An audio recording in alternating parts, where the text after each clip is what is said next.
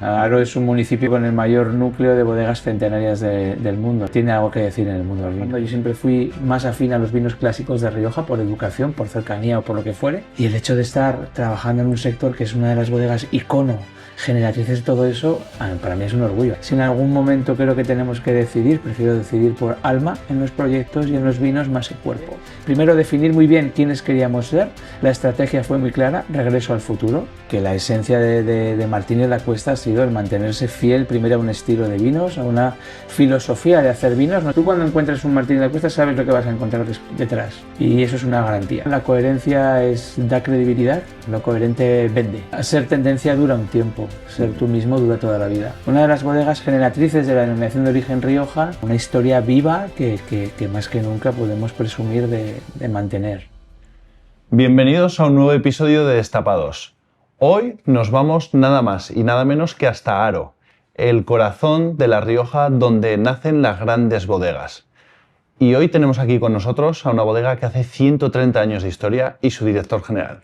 Javier, ¿cómo estás? Qué placer tenerte con nosotros. Muchísimas gracias por venir. Un placer y bueno, pues feliz de poder celebrar nuestro 130 aniversario y contaros un poco pues cómo se siente uno de salud, ¿no? Con 130 años como compañía. Sí, sí. Es una de esas fechas que a veces hay que remarcar y la verdad que felicitar porque no es fácil en los días que vivimos que una empresa llegue a hacer 130 años de historia, madre mía. No lo es y en este caso para Martínez La Cuesta sumaría que es una empresa que encima sigue siendo familiar desde el principio. Claro. Que jamás hubo una inyección de capital externo ni hubo una apertura, sino que la familia sigue unida en cuarta, quinta generación. Y eso, más que un hito, casi es un milagro, ¿no? De que hoy en día pues se pueda presumir en esta bodega y esta familia pueda presumir de seguir unidos en un solo vínculo como son los vinos de alta gama, ¿no? De Rioja. Nos vamos a remontar hasta los inicios, Javier, para saber cómo nace Martínez La Cuesta. Bueno, esto es el año 1895. Es un momento, el inicio realmente no fue tan como una bodega, fue más una tienda de ultramarinos que Eloy Martínez, el padre de Félix Martínez La Cuesta, bueno, hablamos muchas veces más de Félix, pero quizá luego a la hora de poner las generaciones, cuarta, quinta, sí contamos a Eloy o no, ¿no? Eloy, padre de Félix, pero bueno, empezó todo en la calle de la Vega como una tienda de ultramarinos, donde inclusive se servían ostras el día 31 de diciembre y bueno, pues se hacían vinos y perfiles y gaseosas y sodas, ¿no? Y de ahí arrancó y luego, bueno, con la voluntad de hacer una bodega. Estamos en finales del siglo XIX, ha llegado la filoxera en Francia y nosotros somos pues esas bodegas de segunda ola que llegaron a Rioja. Las primeras históricas pues estaban ahí en Murrieta, Riscal y luego ya llegamos, Viña Tondonia. Y luego llegamos a estas bodegas en segunda ola, ¿no? Dentro de ese éxito y ese boom revolucionario de Rioja, llegamos las bodegas, pues Martínez La Cuesta, la Rioja Alta, Gómez Cruzado, ¿no? Todas estas bodegas ya emblemáticas. De un nombre importante. Sí, Haro es el municipio con el mayor núcleo de bodegas centenarias del mundo, ¿no? Entonces, fíjate. Bueno, pues tiene algo que decir en el mundo del vino, Haro. Claro. ¿Qué hace emblemático de Martínez La Cuesta? ¿Cómo mantiene esa tradición a lo largo de tantos años? Yo creo que lo emblemático, ya no solo hablando de vinos, sino a nivel corporativo, es tener muy claro hacia dónde quieres ir o quién quieres ser. Y es el hecho de haber marcado un estilo, de tener una personalidad e intentar, bueno, evidentemente con una visión en el mercado y con las evoluciones, porque quizá las bodegas que decimos de corte más clásico o que más años llevan son las que muchas veces más se han tenido que reinventar o replantear hacia dónde quieren seguir yendo o qué quieren seguir siendo, ¿no? Entonces, en este caso, yo creo que la esencia de Martínez La Cuesta ha sido el mantenerse fiel primero a un estilo de vinos, a una filosofía de hacer vinos, no tanto como elaborador o hacedor de vinos, sino una filosofía de entender el vino y seguir unidos, el patrón de la familia. Hoy en día, claro, en cuarta y quinta generación las familias se abren mucho, ¿no? Totalmente. Entonces, el hecho de siempre de tener... hay un punto en común que es mantener esa bodega unida, independientemente de que pueda haber diferencias, no diferencias entre unos y otros, ¿no? Que al final, pues, claro, entre más miembros, Pero sí que es verdad que de mantenerse unidos, de hacer vinos de alta calidad y de mantener esa esencia juntos que los une, ¿no? Esa esencia que fue una bodega, esa esencia que fue una de las bodegas generatrices de la denominación de origen Rioja y, bueno, pues una historia viva que más que nunca podemos presumir de mantener. Vamos a seguir destapando un montón de detalles sobre Martínez La Cuesta, pero también es muy importante destapar al protagonista que tenemos aquí con nosotros, Bueno. Javier. ¿Quién es Javier Mañales? Bueno, pues un tipo de 46 años de Pamplona, padre de dos joyas de hijas, ¿no? Que son, bueno, todavía pequeñitas, pero bueno. Y bueno, pues una persona que me definiría como apasionado del mundo del vino, porque es lo que sentí desde muy pequeño, y apasionado de las personas, de intentar no hacer mal a nadie, de intentar colaborar y extraer la felicidad de cada uno. Y bueno, creo que me considero una persona en ese sentido de perfil normal, pero con una vocación muy hacia la felicidad de los seres humanos, hacia los equipos, hacia las personas. Es una vocación que desde pequeño llevo muy forjada y me defino así, intentar no hacer las cosas de una manera normal, sencilla, intentar no molestar a nadie y bueno, pues seguir divirtiéndome y enrolándome en proyectos y bueno, me considero una persona que le gusta el rock and roll, que le gusta la energía, que la vida creo que hay que vivirla intensamente y con un baremo de energía, no es lo que hagas o lo que digas, es el índice de energía con el que lo hagas y con lo que lo digas. Qué bueno. Creo que ahí está la esencia de las personas, de las empresas, en general de las familias, ¿no? Y luego pretendiendo ser siempre muy coherente. Creo que la coherencia es una de las palabras que marcan, que engloban el speech o intento que marquen mi vida personal y profesional, porque al final la coherencia da credibilidad y la coherencia en el sector o en las ventas es fundamental. Lo coherente vende, ¿no? Ya de por sí. Entonces, si lo que tú dices, con lo que tú haces, con lo que tú estás mostrando, te intento explicar una filosofía, un proyecto, un vino, y alguien lo percibe detrás, es infalible. Ya no hay éxito y ya no existen precios. ¿Cómo fue tu entrada al mundo del vino? Familiar. Mi padre fue el creador de una bodega en Pamplona.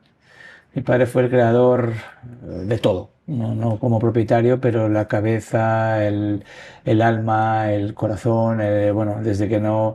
Una zona donde antiguamente había una bodega del siglo XIX, a las afueras de Pamplona, en Otazu, y bueno, viendo en esa coyuntura que surge en los años principios de los años 90, y mi padre allí se eligió, pues bueno, pues hubo que replantar las viñas, rehacer la bodega, construir una de las bodegas hoy en día más espectaculares que hay en el mundo, como fue esas bóvedas soterradas, el palacio, bueno, era una finca espectacular y él fue un poco el cerebro, el alma mater, el corazón y el físico.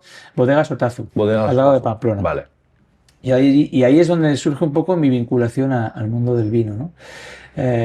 Pues de ir con él, de ver todo el proceso de elaboración del mundo del vino, de la vinculación, del alma del vino, porque no podemos separar cuerpo y alma en el vino. De hecho, si en algún momento creo que tenemos que decidir, prefiero decidir por alma en los proyectos y en los vinos más que cuerpo. Vale, a ver, pero porque habrá gente que nos escuche que no sea seguramente quizá del sector.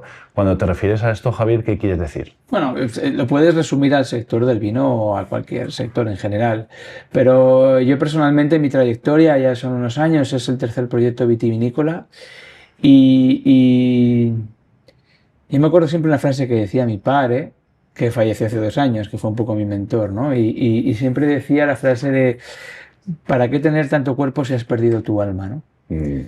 Entonces yo considero que en las empresas, en las personas, pues evidentemente las estructuras, la belleza que puede tener, pero siendo una persona que me considero, que no lo he dicho antes, bastante analógica, creo en el alma de los proyectos. Creo que hay una frase que repito muchísimo, que me encanta repetir, que el secreto está en la piel.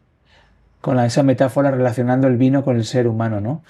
En las empresas, en el vino está el secreto en la piel, es decir, esa maceración de un vino tinto con sus pieles es lo que nos va a dar el tanino, el color, los aromas, lo que realmente valoramos, ¿no?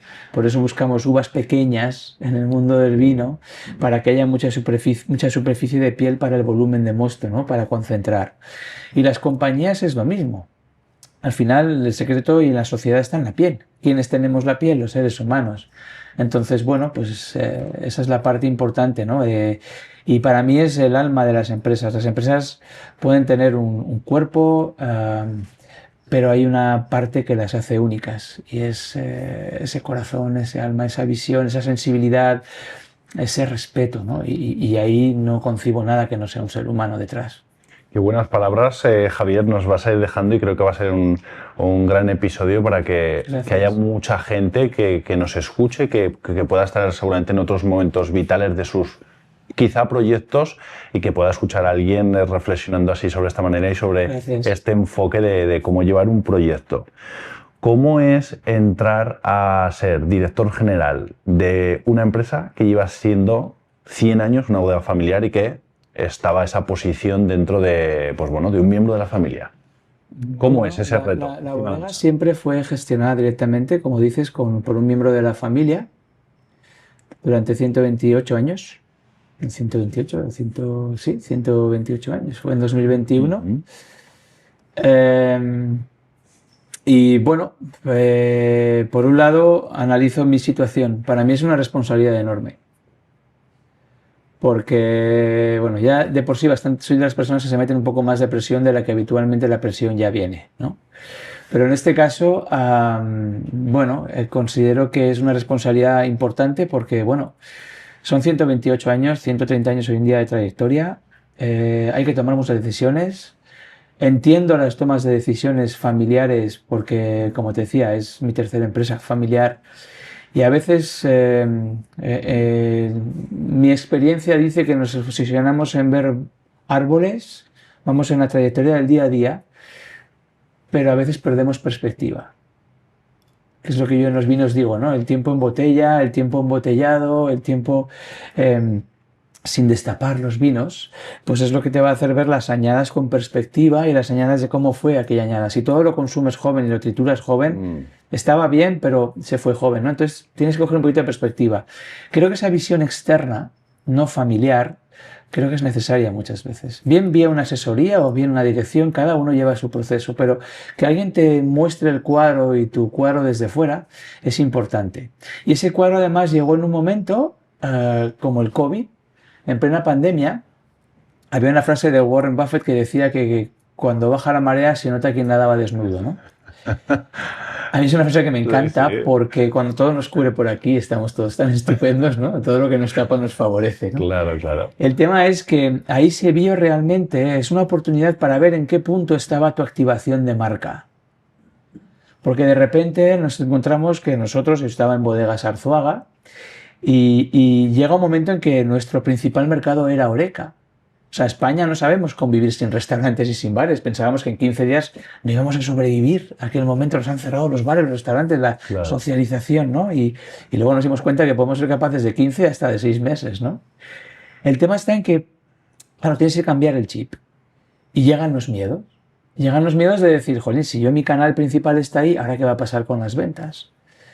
Pues de unas caídas estimadas, tú puedes analizar que después las caídas fueron bastante menos porque cuando tú tienes una marca afianzada, cuando tú tienes una marca bien instaurada, la gente fue al lineal, porque nosotros no vendíamos lineales, pero abrimos la vía del off-trade mucho más. Abrimos la mano porque era la única canal donde se podía vender en ese momento. ¿Fue una de las primeras decisiones que tomaste? Día 16 de marzo. ¡Wow! Primera reunión online, me acuerdo, con Ignacio Arzuaga, con el equipo, y decir, bueno, ¿qué hacemos? Claro. Porque era una bodega, más esa bodega, perfil alto en Ribera del Duero, que siempre vas diciendo, bueno, tu perfil es Horeca, restauración, ¿no? El particular, y no tanto a veces las grandes superficies, que hoy en día tenemos que empezar a contemplar, y desde hace tiempo ya, el omnicanal, pero las tienes un poco como ahí, ¿no? El letargo a las grandes superficies, y de repente llega el momento de decir, ¿qué hacemos? Y hay que empezar a abrir esto. Hay que empezar a abrir, y decirle a aquellos que les decías que no, ahora decir, ahora sí, ¿no? Entonces llega un momento en que ves que la caída, evidentemente hubo una caída, estaban los locales cerrados, el consumo disminuye, especialmente los vinos que dan volumen, que son los que están en barra rotando. Claro. Pero no es tanta como la que se podía haber previsto, porque sigues teniendo ese link con la persona que dice, bueno, no puedo ir por allí, pero me la compro en el lineal, ¿no? Entonces, y no es el caso exclusivo de esta bodega, ¿no? Que es ese momento el que me cogió a mí. También otras de Ribera, que con otras marcas que me decían, es que yo me equivoqué porque me precipité, tenía que haber esperado porque mi caída fue menos que la que yo consideraba. Claro, porque ahí fue un espejo de dónde estaban las marcas, pero Javier, el miedo era terrible. Eran unos momentos de una incertidumbre brutal, sea la empresa grande o pequeña. Imagínate, a la o sea, incertidumbre, vivimos todos un momento muy complicado. muy complicado. Y a la incertidumbre encima empresarial corporativa sumabas la personal, los riesgos y lo que teníamos todos alrededor. Entonces aquello era como un caos, ¿no? Sí. Entonces, bueno, eso es un tema importante y por eso te decía lo de la responsabilidad de coger proyectos que luego vengan de donde vienen, que las han pasado, pues fíjate, 130 años. Claro. Pues no las han pasado todas. Tú llevas ahora en Martínez La Cuesta, ¿cuántos? 4 años. 4 años. Desde el 21, julio del 21 que me incorporé. Incorporé un mes de julio, no un poco más tarde, además un 12 de julio por ahí, porque San Fermín estaba suspendido. Ese es el segundo año consecutivo.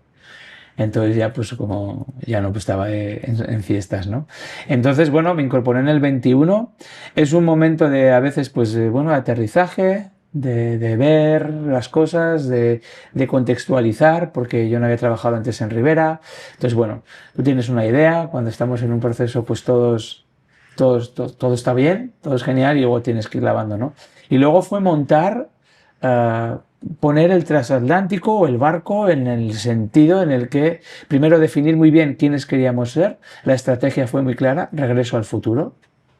¿Vale? O sea, fijar, yo me acuerdo una vez con la Junta General de Accionistas, ¿y qué hacemos con el vino? Le digo, hacer lo que toda la vida hemos hecho, hacer lo que sabemos hacer, y para eso tenemos al mejor enólogo, que es Álvaro Martínez, encima de la familia, ¿no?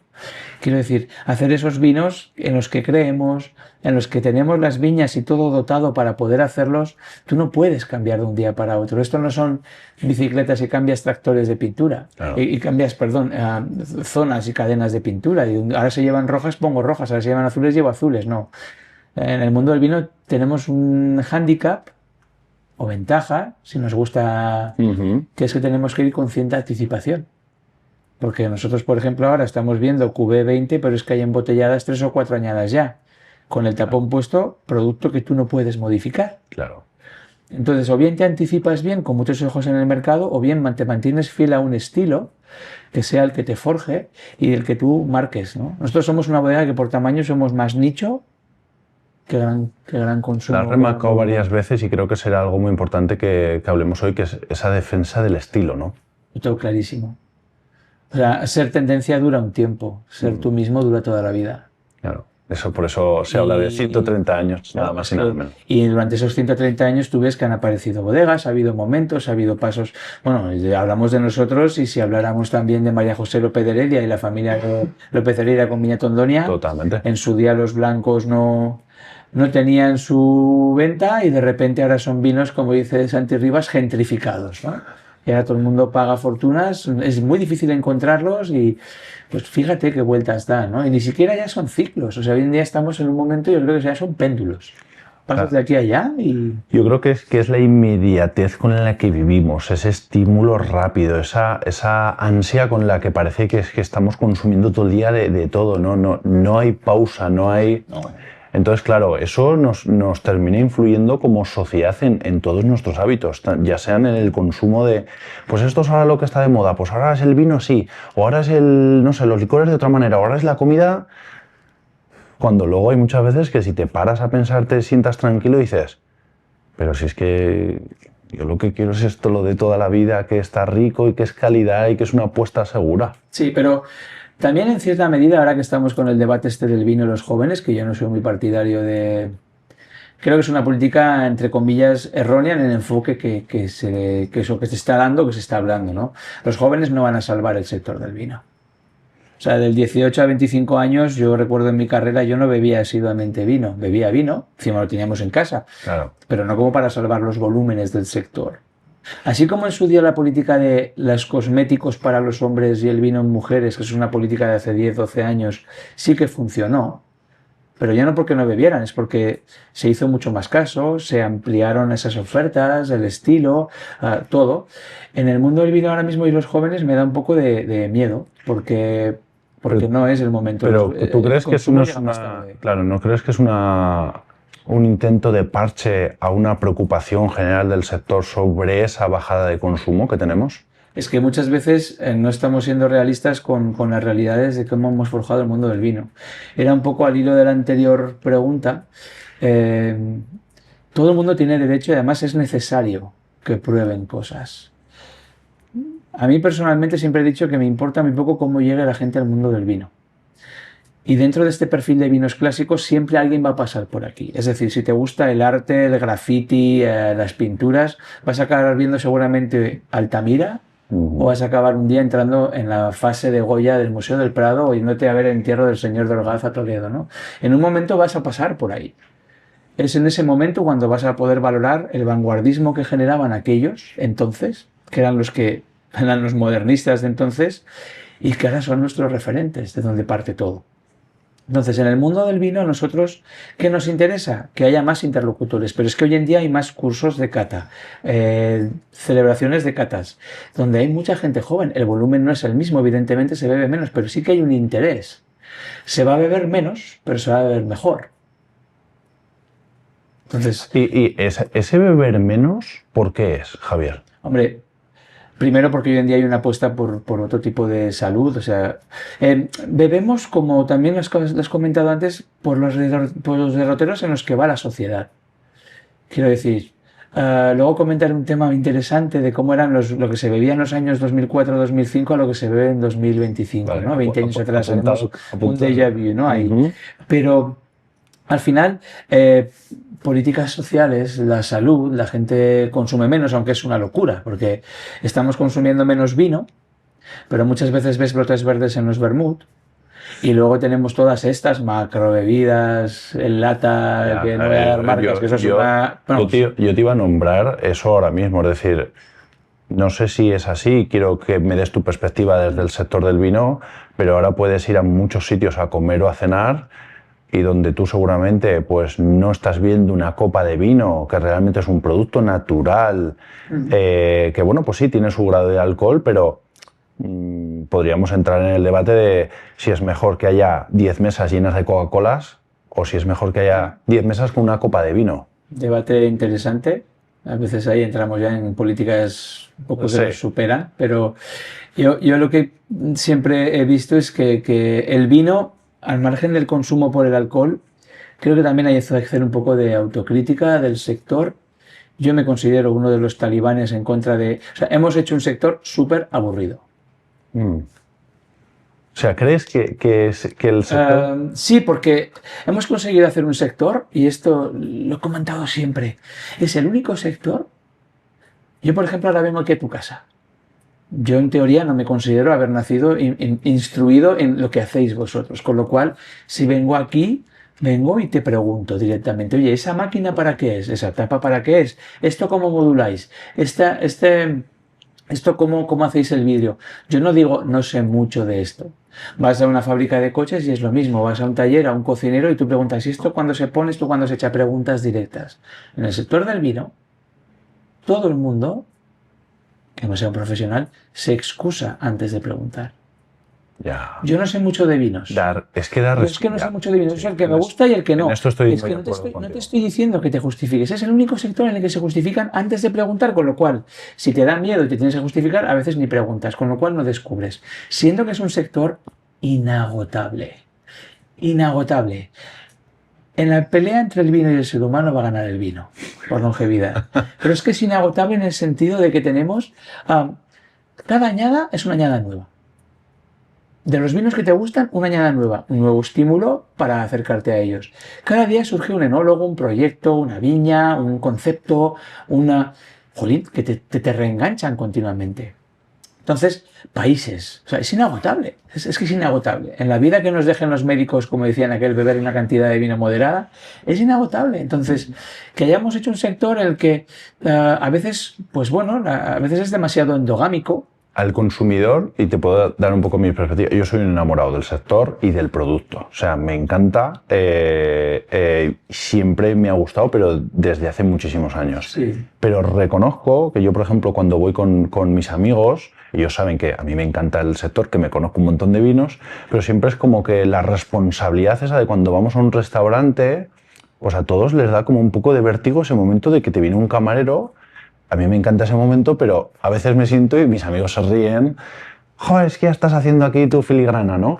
No estoy haciendo mi filigrana, lo hago porque me gusta y porque intento ver algo más y porque me gusta aprender de lo que hago en ese momento, de esa mini cata, pero al resto de mis amigos, por ejemplo, reconozco que les da respeto ese momento de ¿quieres probarlo? Oye, yo casi no sé mover ni la copa. Yo me quiero beber un vino rico que lo he elegido porque me suena y porque me lo han recomendado. Y quizá ese momento un poco serio que le hemos dado a ese protocolo del vino, pues ayudaría a que la gente lo vea como un momento más de disfrute, desenfadado, que no pasa nada, que no hace falta, pues sí, la copa si la coges de aquí mejor, pero no pasa si la coges de aquí, no sé.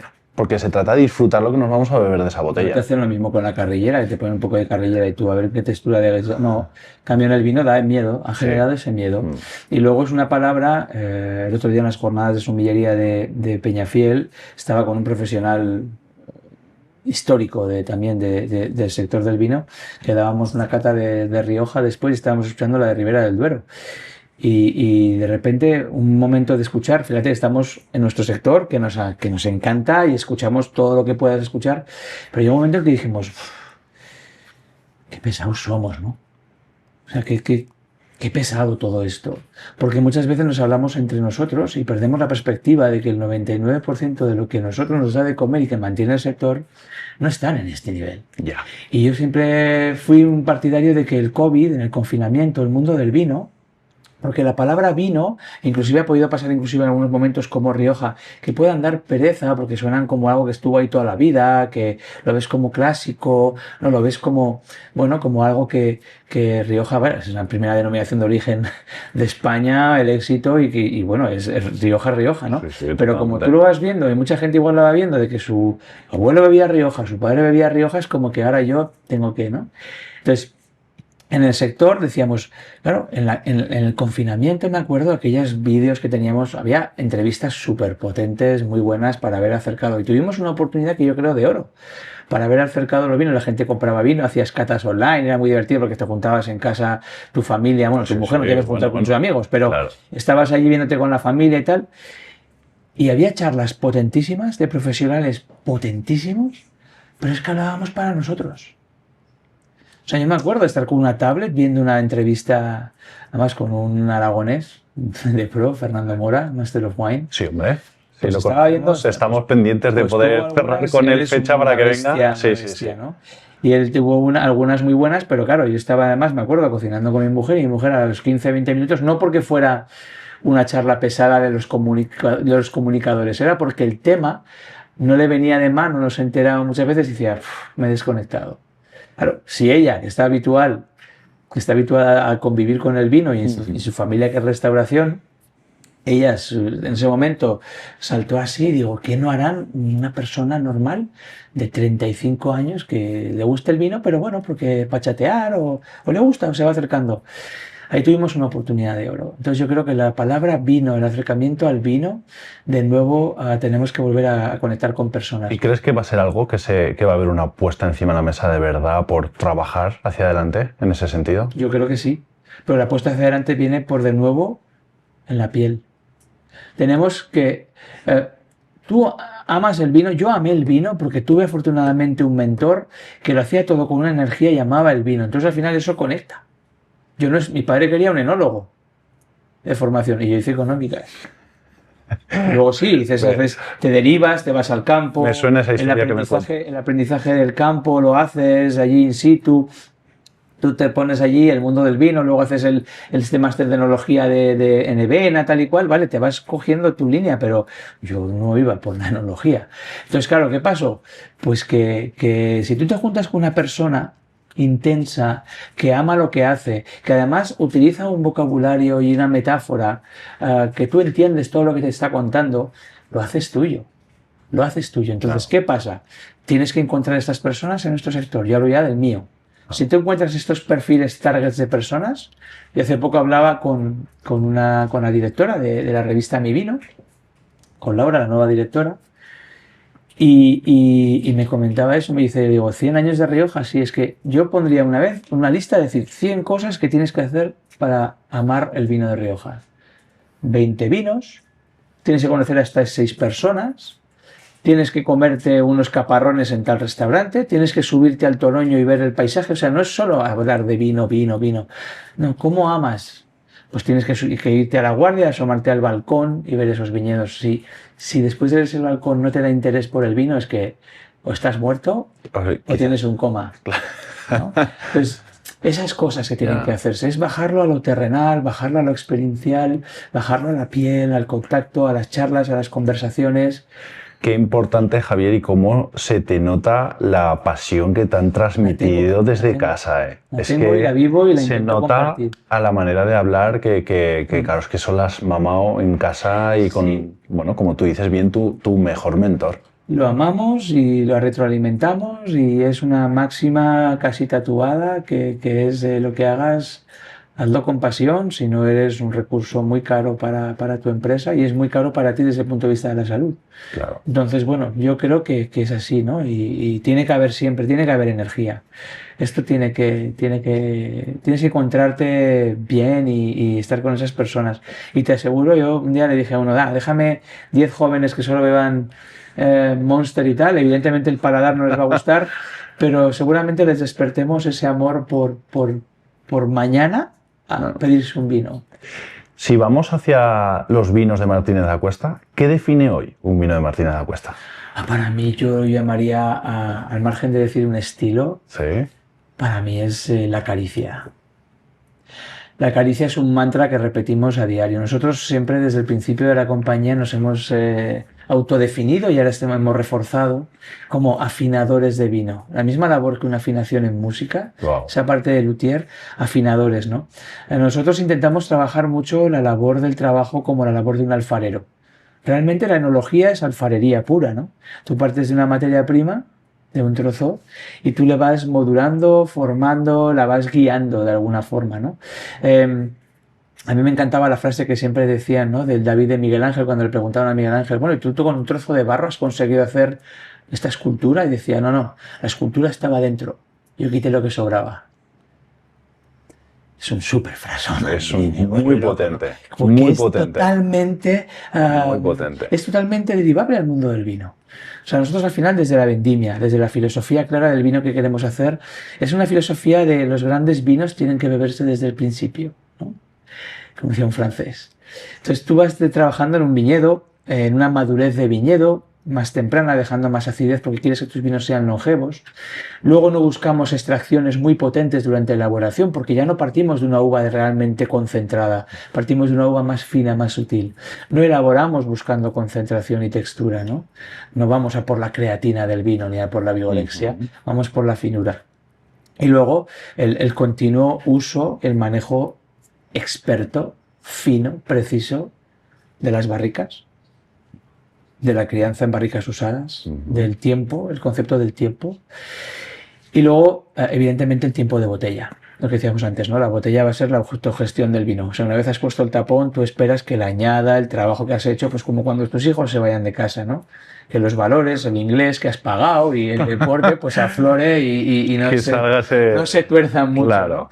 Entonces, nosotros siempre es esa labor muy importante de unos vinos de mucha caricia. De hecho, cuando ensamblamos, al color, nuestros colores son colores más abiertos, no son colores tan concentrados, son más abiertitos de color, más pálidos, ¿no? Más transparentes, por así decirlo, que no se entiendan.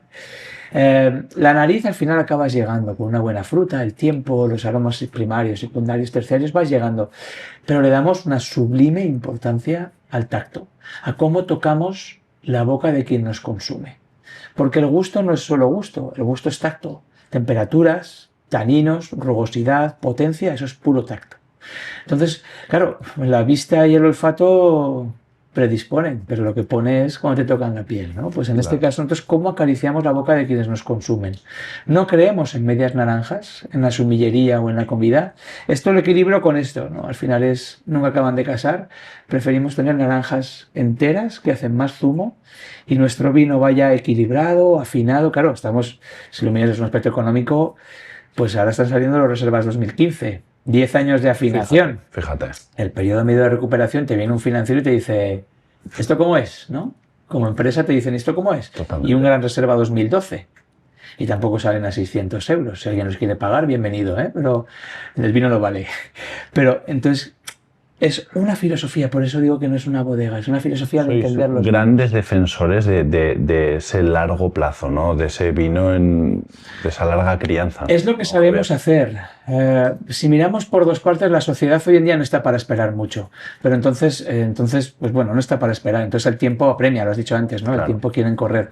Nosotros es lo que ya hemos hecho toda la vida. Entonces es lo que sabemos hacer y el tiempo le damos mucha importancia. Eso sí, el producto cuando llega a tu casa está terminado. No hace falta que te lo guardes tú para seguir afinándolo, ¿no?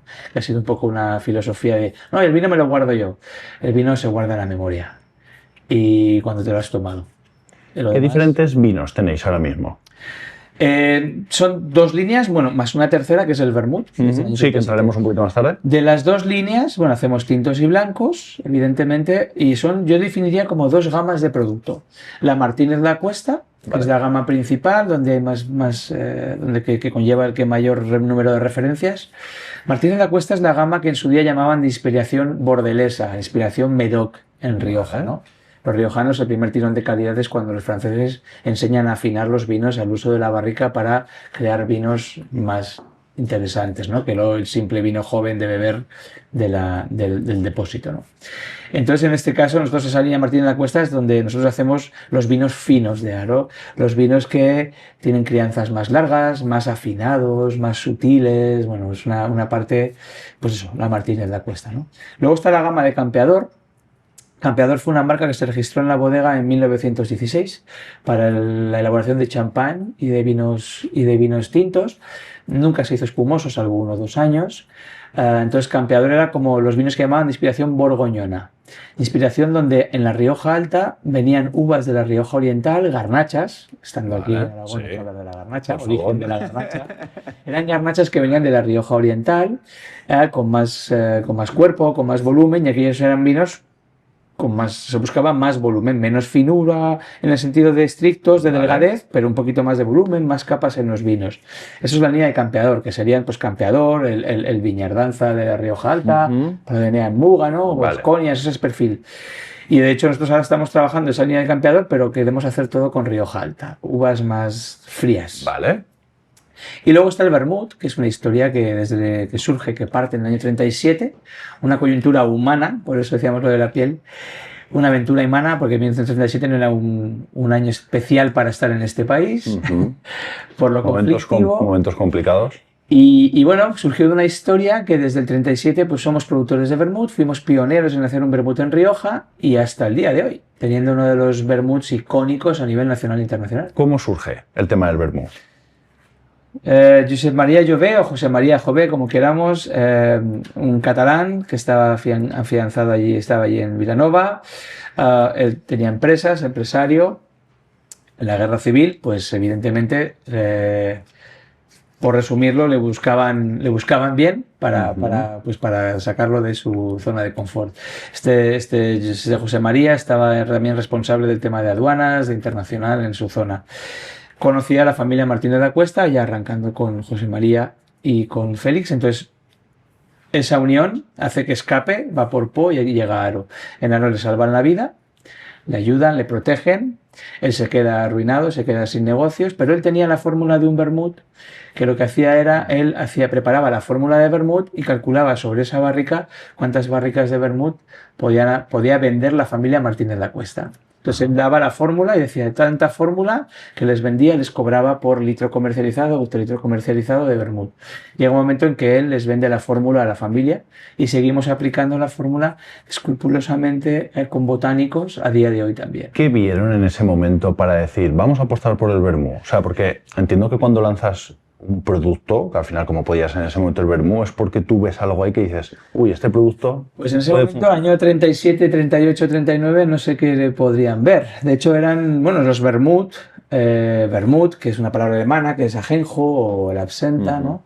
Los vermut, así como las quinas, las quináceas y la cinarina, ¿no? Eran siempre aperturas de apetito. Eran bebidas inclusive muchas veces pro-medicinales o probióticas, por así decirlo, ¿no? Entonces, bueno, empezó a surgir el vermut originario de Italia, entra en Reus en España y, bueno, pues a partir de ahí hay un consumo y se empieza a popularizar el consumo de vermut levemente, no a los niveles que estamos hoy en día, ¿no? Y de ahí surgió el diversificar. La familia Martínez de la Cuesta siempre ha sido una familia tremendamente osada, pionera, atrevida, innovadora. O sea, tú estudias un poco la vida de los 7 primeros hermanos, Félix y sus hermanos, y el que se fue a Madrid en 1904 a abrir una sucursal en Madrid para innovar en la venta de vinos en la capital, o Emiliano, que se fue por todo internacional viajando. Tenemos cartas manuscritas de 1910 diciendo que, bueno, claro, imagínate, tú hacías el pedido, todo iba por carta, viajaban durante 36 días en tren, en burro. Allí hablaba de que también había algunos de Jerez por allí. O sea, eso es increíble. Por eso, una de las líneas de Regreso al Futuro fue: no podemos ser menos pioneros, osados, atrevidos, valientes, enérgicos que lo que fue la primera generación. Y ahí es nuestra inspiración. Mi padre siempre dice una frase que me viene ahora a la mente, que dice: no podemos olvidar nunca quiénes somos ni de dónde venimos. Totalmente. Y creo que va muy reflejado también de lo que vosotros hacéis ahora mismo. Porque sí, es una historia apasionante la de la familia. Fíjate estas cosas que nos cuentas. A mí me parece, de hecho, bueno, uno de los motivos por el que yo esté aquí, manteniendo una excelente relación con mi anterior vínculo laboral, que fue en la Ribera, ¿no? Con la familia Arzuaga, que los adoro y sigo siendo el embajador de las personas que tengo allí, que siguen estando allí, y los vinos, evidentemente. Pero aquí uno de los motivos es eso, ¿no? Es el retomar ese pulso de la historia, el estar trabajando. Yo siempre fui más afín a los vinos clásicos de Rioja por educación, por cercanía o por lo que fuere. Y el hecho de estar trabajando en un sector que es una de las bodegas icono, generatrices de todo eso, para mí es un orgullo. Además, claro, decíamos de una responsabilidad, ¿no? Pero es un orgullo, ¿no? Y tener que retomar esos lazos con la historia y ver de dónde venimos, quiénes somos y sobre todo también luego a dónde vamos, ¿no? Es pasado, presente, claro, futuro. Es un trabajo brutal desde la gestión profesional, humana, personal y todo, ¿no? Con lo cual, bueno. Volvamos un poquito al tema del vermú, porque no me gustaría saltárnoslo, porque creo que es un tema muy interesante. ¿Cómo evoluciona Martín de la Cuesta dentro del sector del vermú y sobre todo con los productos que va poniendo en marcha? Pondré en contexto la anterior generación a la actual en cuanto a elaboradores, que es Álvaro Martínez, su padre Alfonso. Su padre Alfonso, siempre hablábamos con Álvaro, ¿no? Su padre Alfonso siempre hizo un vermut más parecido a Martini. Un poco más de dulzor, porque Martini al final es quien sostuvo y quien puso muy de moda en el mundo el consumo de vermuts, ¿no? Entonces Alfonso hacía un estilo de vermut que luego en la siguiente generación, Álvaro, y también con el que era entonces director general de la bodega, que era Luis Martínez de la Cuesta, su primo, bueno, te traían el vermut y Álvaro empieza a reducir la cantidad de azúcar en el vermut para dejar un vermut mucho más equilibrado, de un concepto semidulce, que es lo que hoy en día tenemos con 115 gramos, ¿no? Que es maravillosamente equilibrado. Ellos dos, en ese momento, años 2002, decían: pues si nosotros habitualmente envejecemos los vinos y afinamos los vinos, ¿por qué no probamos a envejecer vermut? Claro. Y ese vermut rojo que hacíamos, lo que hicieron fue meterlo en barricas. Y de ahí surgió que a los 7 meses surgió la joya de nuestro vermut reserva, con 7 meses. Un vermut con 100 puntos, Wine Enthusiast y todo esto, en un éxito comercial. Wow. Bueno, 50.000 botellas, tampoco somos un gran macroproductor. O sea, en total el proyecto son 600.000 de vino, 200 y pico mil de vermut, que ahora sí que vamos a ampliar, ¿no? Y bueno, y fruto de eso surgió luego un vermut con 14 meses, los blancos, y hace poco pues el proyecto que está aquí, que es Concia. Perdona que te diga, Javier, volviendo otra vez a aplicar esa filosofía de casi al vermú darle el mismo cariño y fino que al vino, ¿no? Eso es. Claro. De hecho, además, el otro día estábamos probando con una misión inversa que vino de Estados Unidos y tú pruebas todos los vinos y luego pruebas todos los vermuts y ves un estilo. hay una coherencia. Esto es Martín de la Cuesta. Hay un estilo. Claro. Entonces tú dices, todo va hilando, ¿no? Entonces, cuando tú cuentas esa historia en la bienvenida de afinadores de vino, tú acabas catando los vinos y ves la afinación, que todo, no hay nada disonante, todo es armónico, y ves que los vermuts mantienen un estilo, al final dices, wow. O sea, esto es la potencia. Claro. Se cierra credibilidad. Claro. Entonces, vale, aquí tienes un estilo. Por eso la credibilidad que da en el mercado y sobre todo a la distribución, a los importadores. Tú cuando encuentras un Martín de la Cuesta sabes lo que vas a encontrar detrás. Y eso es una garantía. ¿Crees que hay mucho campo aún por hacer en el mundo del vermú? Bueno, las tendencias siguen marcando brotes verdes. Nosotros seguimos... Este año estamos vendiendo más vermut que el año pasado. Pasa que nuestra capacidad productiva ya no da para más. Ya.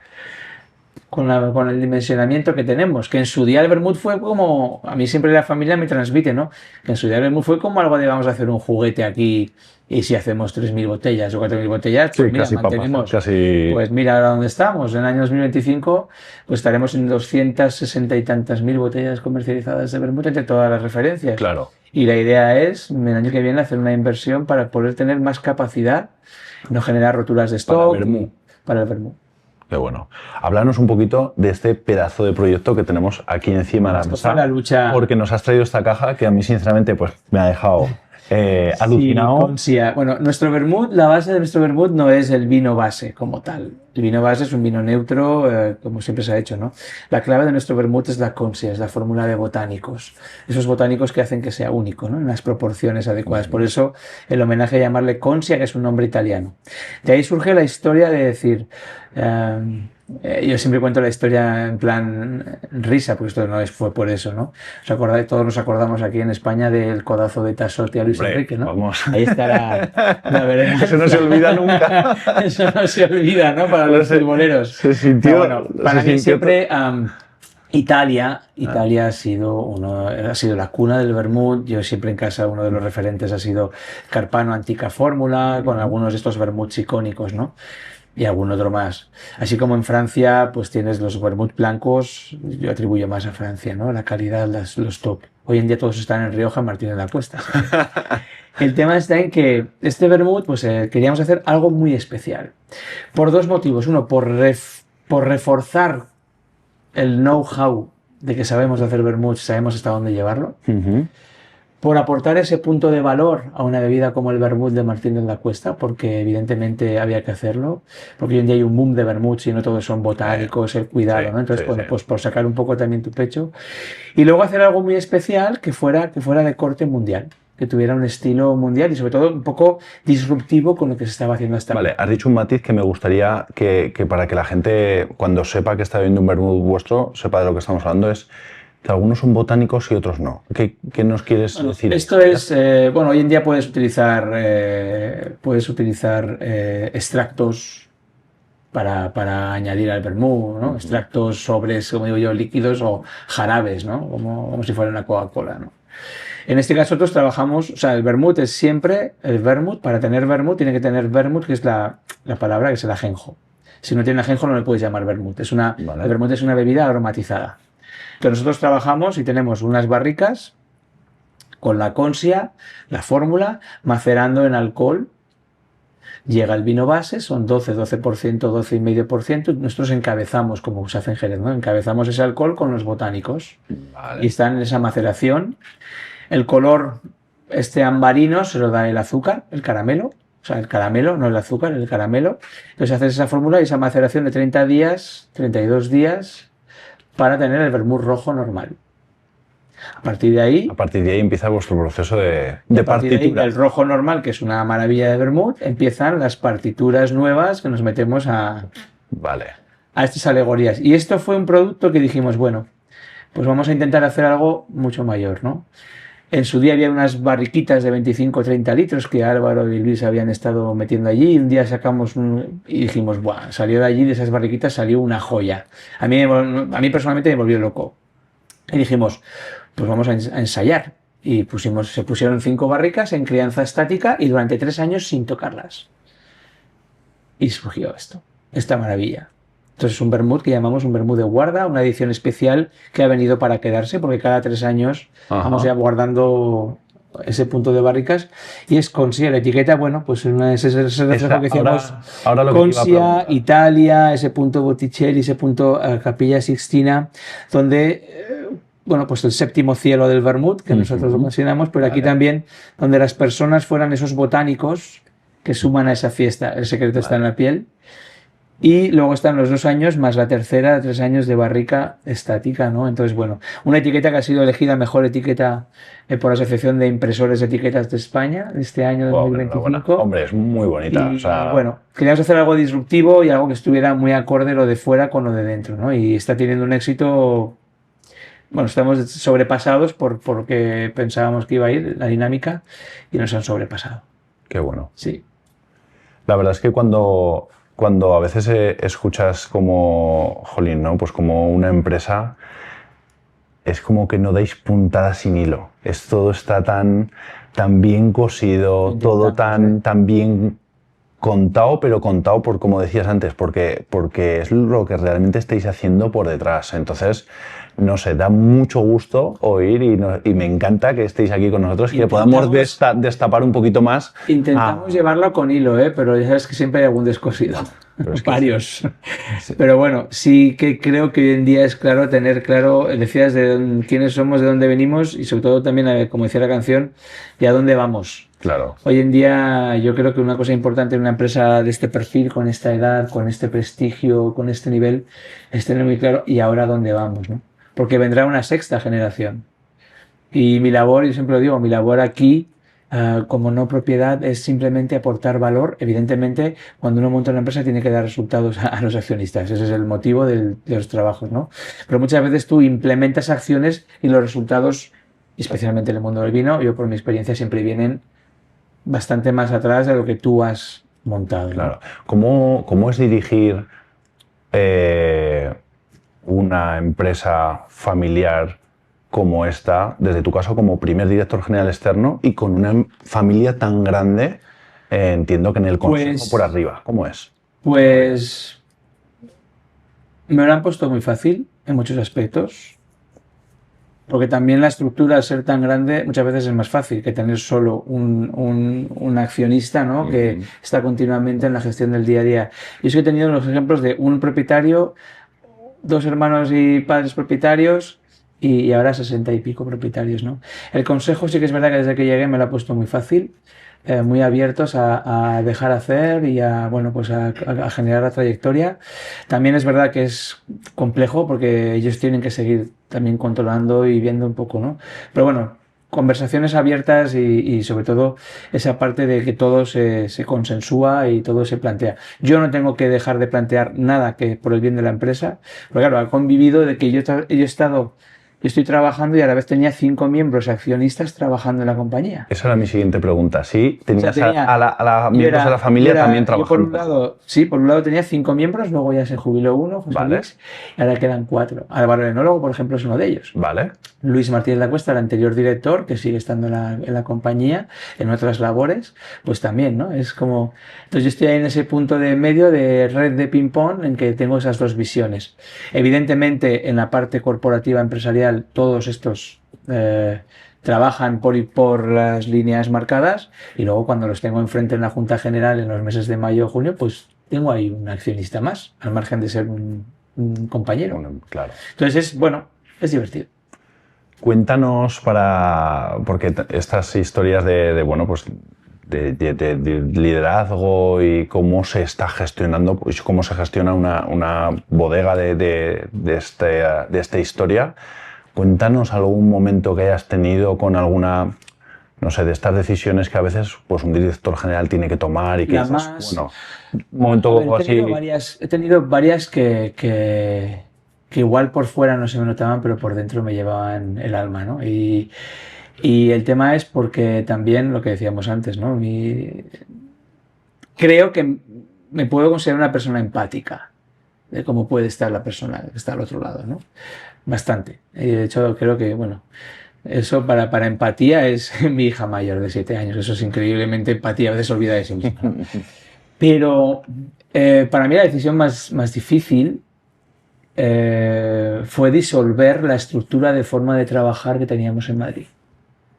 En Madrid, de aquella tienda que se abrió en 1904, aquella sucursal, derivó en una distribuidora propia de nuestras marcas que gestionaba el equipo de Madrid, que a la vez el equipo de Madrid, que estaban liderados por José Luis Martínez La Cuesta, por Ignacio Martínez La Cuesta, que ahora es el responsable, que José Luis ha jubilado, y su sobrino Ignacio, ¿no? Con un equipo de trabajo allí, con una administración, con un reparto y todo esto. Ellos son, como decíamos antes, son 3 miembros que a la vez son del accionariado. Claro. Con lo cual, la decisión más difícil es de, bueno, haber tenido que manifestar que es que los derroteros de una sola marca hoy en día, y más a raíz del COVID, los clientes quieren concentrar proveedores. Tú ya no estás en eso de que una marca me traiga, uno me trae el espárrago, mañana otro el pimiento, mañana tú el vino, tienes 56.000 proveedores, además en un riesgo increíble de impagos, porque también es verdad que el COVID nos marcó que si yo tengo 3 proveedores, estamos en una situación complicada los dos, el que vende y el que compra. Sí, sí. Con lo cual las sinergias nos las podemos apañar mejor entre los dos que no con 57 que todos van a estar reclamando su bocado. Claro. Entonces, fruto de esa concentración, de las nuevas líneas de distribución que se están llevando, fue decidir quitar la distribuidora de Madrid para pasar a distribuirlo con un distribuidor normal y el equipo de Madrid se quedará como supervisor, como delegado de ventas, como relaciones públicas y como activación de esto, ¿no? Ahora es una decisión que hay que plantearla a los responsables, hay que sacar del equipo a 3 personas que llevan trabajando con ellos 17, 18 años. Wow. Es un concepto muchas veces, inclusive gente que, yo me acuerdo con Maribel, ¿no? De administración, pues que era maravillosa y al final dices, ¿qué hacemos con todo esto? Y tienes que liquidar. Es un shock emocional, sobre todo para ellos, ¿no? Y son decisiones complicadas. Y como esas, pues otras más. Porque a veces también pues te encuentras que quieres dimensionar la bodega de otra manera y quieres quitar de aquí para poner allí. Entonces, bueno, ¿qué nos salva? ¿Qué nos puede salvar? Pues que sigo viviendo en Pamplona. Entonces, para ellos y para mí, pues muchas veces no cohabitas en un espacio durante un tiempo, ¿no? Yeah. Ha sido estos años a veces unas labores, pues vamos a decirlo, ¿no? De bisturí. Llegar, operar y luego tú te vas a tu núcleo a reencontrarte y ellos se van a su núcleo independientemente de la decisión sea buena o mala, ¿no? Bueno, no es sencillo. Sinceramente no es sencillo porque también intentas ver cómo se puede sentir todo el mundo y el coordinar eso es difícil porque muchas veces va a costa muy complicado de tu labor emocional. Sí, totalmente. Porque es lo que tienes que llevar, ¿no? Y encima la responsabilidad, la exigencia, el querer crecer, cambiar las cosas y encima entender cómo es complejo y más con una empresa tan familiar y en un sitio como Aro. Porque si estuviéramos en Madrid, que hay tanta gente y la gente se sale de la empresa y pum, ¿no? Ya. Pues que Aro es Aro. Ya, fíjate qué curioso esto que dices del entorno, ¿no? De que Total. sigas viviendo en Pamplona para a veces incluso, ostras, oxigenar, ¿no? Yo lo necesito. Claro. Necesito ir yendo para los inputs y conectar y sobre todo la vida me ha enseñado y porque lo he vivido en casa cuando el nivel de estrés se puede llevar por delante muchas cosas, especialmente la salud, ¿no? Como decía una vez que escuché a un asiático, cuando tienes salud tienes 1000 problemas, cuando no tienes salud tienes un problema. Sí, eso es... Y eso a mí Entonces, bueno, vuelvo haciendo terapia. Terapia de llamar a esa gente que igual hace mucho que no hablas y de repente, coño, qué sorpresa, me has llamado, ¿te has acordado de mí? Pues sí, que será de tu vida, ¿no? Y esa desconexión previa, que me cuesta, a mí me costaba muchísimo y me sigue costando. Si hablaréis con mi mujer, pues os diría otra cosa igual en algún momento, pero bueno, lo intento. Qué difícil es a veces esa posición de liderazgo máximo arriba del todo y a veces qué soledad. O por ejemplo, Javier, a mí me pasa dentro de que yo estoy a un tamaño, nosotros estamos a un tamaño mucho más diferente, somos una empresa familiar pequeñita y claro, pues si estás ahí arriba es porque las tienes que tomar y se da por hecho que las tienes que tomar bien. Sí. Entonces, ostras, por lo menos intentar equivocarte en las menos posibles. Sí. De 10 por lo menos acertar 3. Sí. Sí, es una palabra que yo me acuerdo siempre, mi padre la comentaba, la soledad del director. Sí. Y y existe. Y yo la siento, estoy súper bien respaldado por un equipo, pero el día que te tienes que poner, tú puedes tener buenos subalternos, pero el día que tienes que ponerte en el sitio donde tienes que triunfar y es puerta de la enfermería o puerta grande para los taurinos, ahí te llevas la cornada tú. Sí. Y yo por eso es un tema que intento que todo el mundo esté muy cohesionado, ¿no? Hace poco, por ejemplo, me gusta que todo el mundo esté Nos dieron el mejor vino del año de Rioja, los Master of Wine en cata ciega, un blanco, una producción súper limitada. Pues a mí no me gusta que la vida me la cuenten. Intento vivirla y contarla, ¿no? Entonces a todo el equipo les dijimos, oye, pues hay que poner una botella de ese vino, que hay muy poco, que la gente lo está deseando, que se podría vender a un precio súper potente, pero es que a mí me daría vergüenza que a un compañero nuestro fueran por Aro o fueran a Madrid, se encuentren con un amigo y, oye, qué bueno el vino ese que os han dado el premio, y que te diga él, el de tu casa. No, yo lo hago, yo no lo he probado, a mí no me lo han dado para probar. A mí eso me daría, sinceramente, vergüenza. Ya. Entonces creo que todo el mundo tiene que estar desde abajo. El puchero arde de abajo. ¿Cómo y cuece de abajo. Cuéntanos un poco más, porque aquí también quiero entrar ahí, porque ya las nombro varias veces y me parece muy interesante. ¿Cómo haces y cómo mantienes ahí que ese puchero, como tú dices, hierva desde abajo? Es complejo, pero yo creo que la mejor opción es el ejemplo.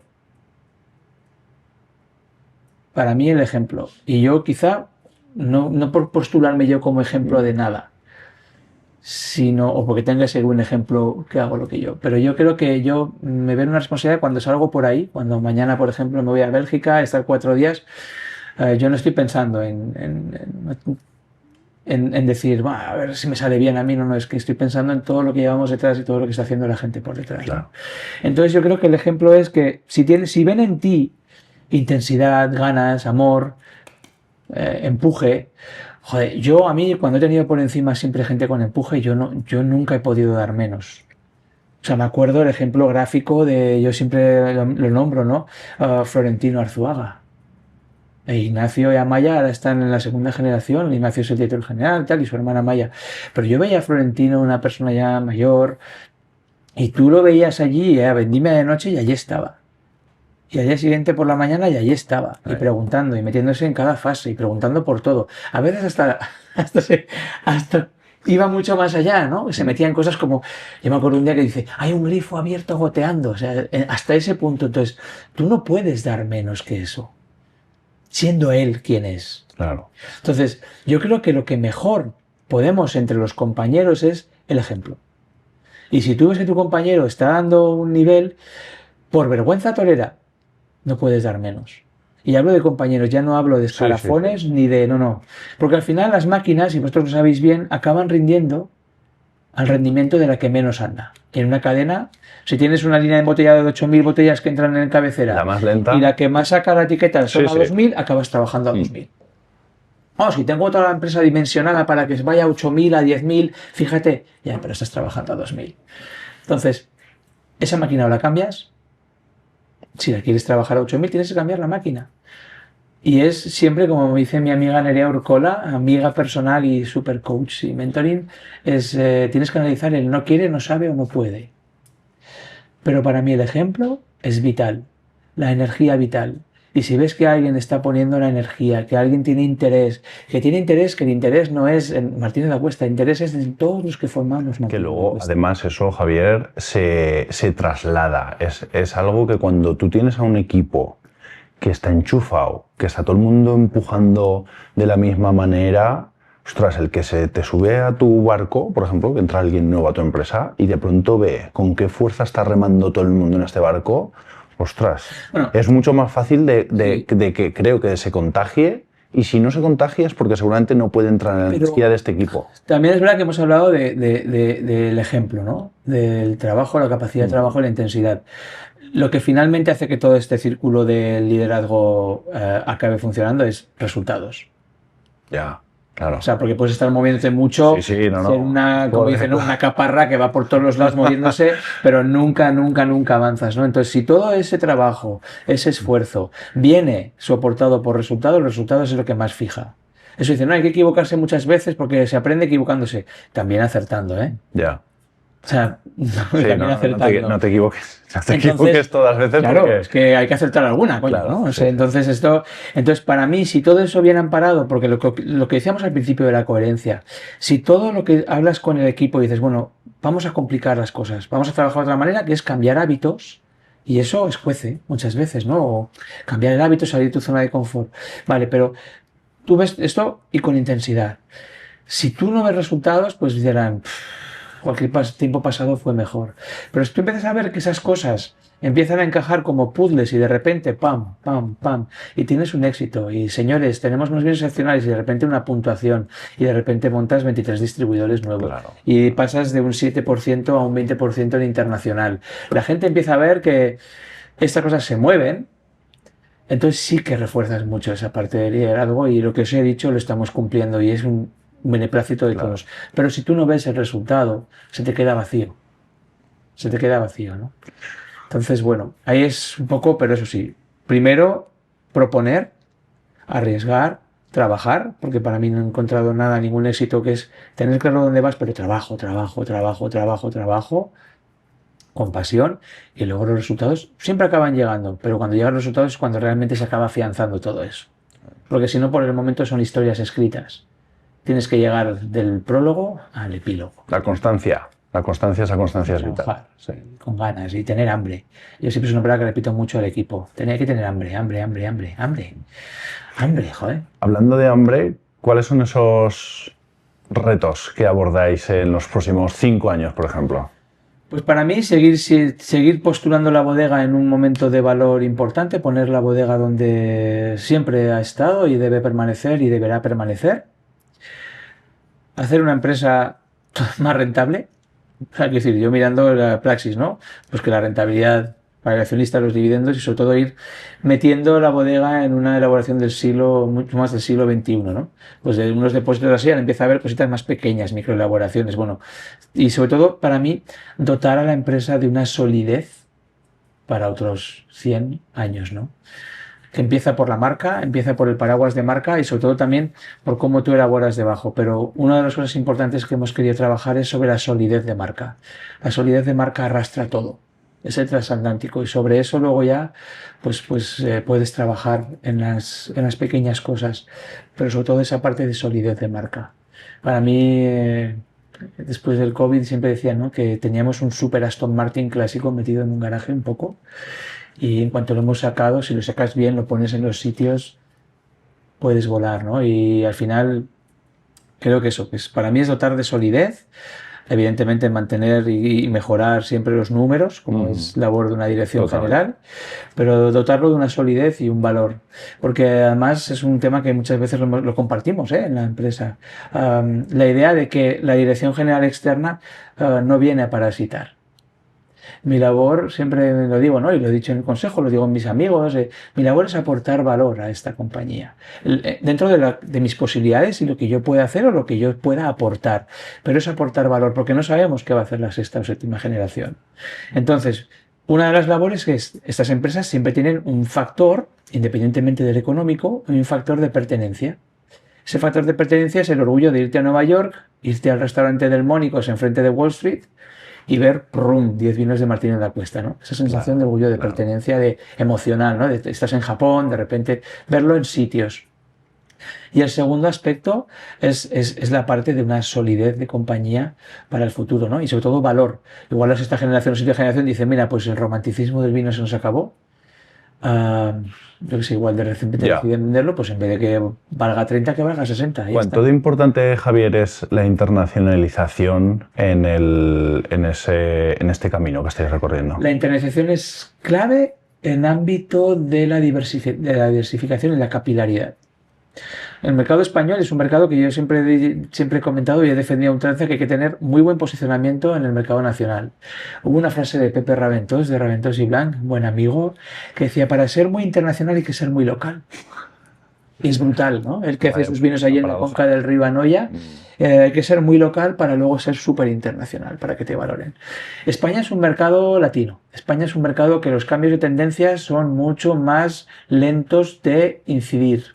En cambio, llegas a un momento a Estados Unidos y con una película como Sideways, Entre Copas, hablando del Pinot Noir, crecen las ventas, cambian las ventas, todo esto, ¿no? Cosa que no conseguimos aquí con Gran Reserva, ¿no? Que se viviera más Gran Reserva.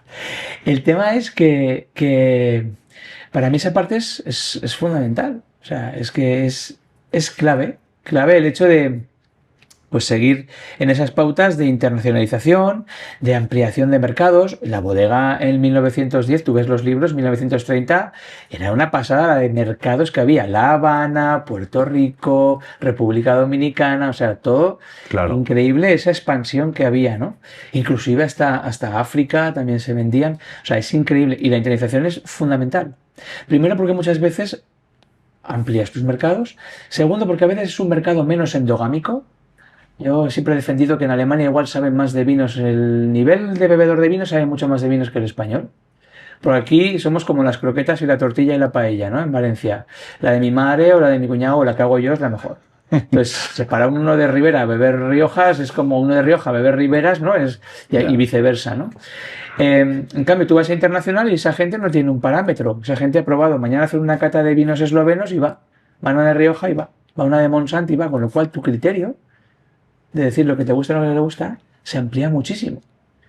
Tu criterio es mucho más firme. Cuando dices sí es sí, cuando dices no, dices el por qué no. Entonces a mí internacional es un mercado, son mercados además los que me siento súper cómodo trabajando, me encanta. Y este estilo de vinos de Martínez de la Cuesta en internacional tiene mercados clave que tienen que estar. Alemania, Suiza, Dinamarca, los nórdicos. Y luego costa este americana, México, Canadá, Ontario, España. En España además las zonas de Vizcaya, Cataluña, Madrid, son zonas muy sólidas de clásicos de Rioja. Javier, estamos llegando al final de nuestro episodio. Vamos a terminar con una última... Ay, nada, son unas preguntas así muy rápidas donde, bueno, te damos varias opciones a elegir. No me des muchas que me disperso. No. Es, como una nueva sección que inauguramos dentro de los episodios, que cada vez pues vamos dándole un poquito más de novedad. Sí. Así que te voy lanzando varias preguntitas y tú me vas decidiendo un poco qué decides, ¿vale? Vamos allá. ¿Crianza o Gran Reserva? Gran Reserva. ¿Vermú blanco o vermú rojo? Sin matices, ¿no? Vermú rojo. Vale. ¿Campo o bodega? ¿Se pueden decir las dos? No, tienes que elegir. Venga, voy a decir bodega. ¿Botella clásica o formato rompedor? Clásica. Si pudieras beber un vino solo el resto de tu vida, ¿cuál sería? ¿Que no fueran los míos? El que tú quieras. Vino tinto. Vale. ¿Quieres decir algún sitio en concreto? No, Estoy buscando un poco más el meter la chincheta. Sí, si quisieras... vale, es tinto, pero si me dijeras, este es el vino que me quedaría. ¿Una marca solo? Uno. Imposible. No puedo. No tengo. Es demasiado difícil esta pregunta. Es demasiado acotada. Injusta, quizá. Va, si me tuviera que ir a una denominación que a partir de ahora tuviera que beber el resto de mi vida y me matarán en este país, pero yo sería Burdeos. ¿Sí? Sí. Vale. Margen izquierda, de Burdeos.